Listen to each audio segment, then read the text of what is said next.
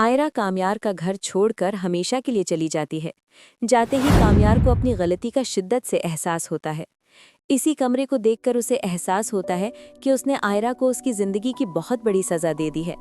कामयार बेचैन होकर अपनी दादी के पास जाता है, जो अब कामयार से नाराज होकर बिस्तर पर लेटी हुई होती हैं। उसी तरह आयरा जब रोती हुई अपने घर पहुंचती है तो फलक से कहती है, फलक, अब कामयार कभी भी नहीं बदल सकता। अब मैंने उससे अपनी सारी उम्मीदें खत्म कर ली हैं। फिर इरफान साहब की तबीयत बेहतर होती है तो वो आयरा को अपने कमरे में बुलाते हैं।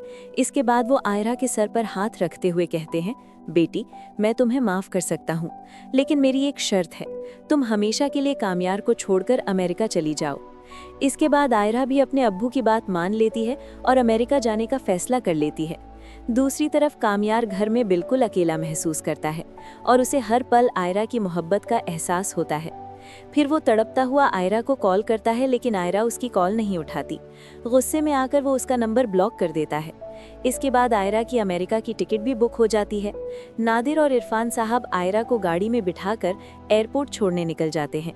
पीछे से कामयार पागलों की तरह आयरा के घर पहुंचता है, लेकिन दरवाजे पर ताला देखकर उसके होश उड़ जाते हैं। फिर वो फलक को कॉल करता है, लेकिन वो भी उसकी कॉल नहीं उठाती। घबराकर वो इश्तियाक को कॉल करता है तो इश्तियाक बताता है कि अब बहुत देर हो चुकी है, आयरा मुल्क छोड़कर हमेशा के लिए जा रही है। ये सुनकर कामयार के पांव तले जमीन खिसक जाती है। वो फौरन अपनी गाड़ी में बैठता है और हवा की रफ्तार से एयरपोर्ट की तरफ निकल पड़ता है।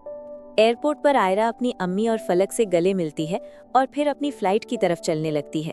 तभी कामयार वहां भागता हुआ पहुंचता है और जोर से आयरा को पुकारता है, लेकिन आयरा उसकी आवाज़ सुने बगैर आगे बढ़ती रहती है। फिर कामयार उसके सामने दौड़ कर आता है, उसका हाथ पकड़ लेता है और सबके सामने उससे माफ़ी मांगता है। कामयार को इस तरह टूट कर देख इरफान साहब का दिल पिघल जाता है।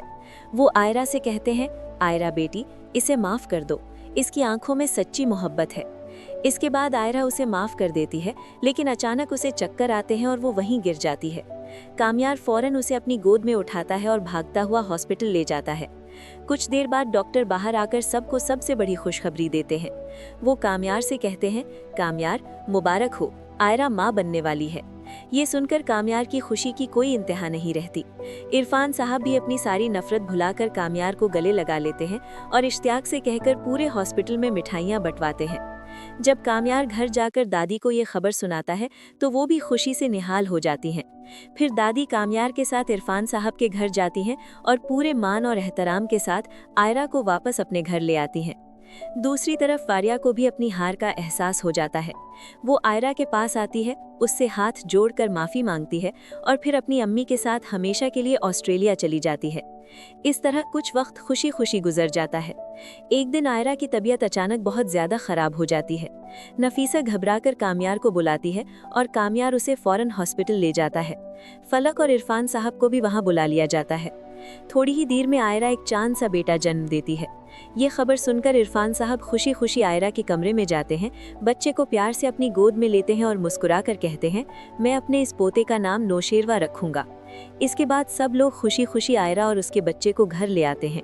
फिर कामयार अपनी आयरा को एक खूबसूरत सरप्राइज देता है और उसे हनीमून के लिए इस्लामाबाद ले जाता है, जहां वो दोनों अपने बच्चे के साथ एक नई जिंदगी और खूबसूरत सफ़र का आगाज करते हैं।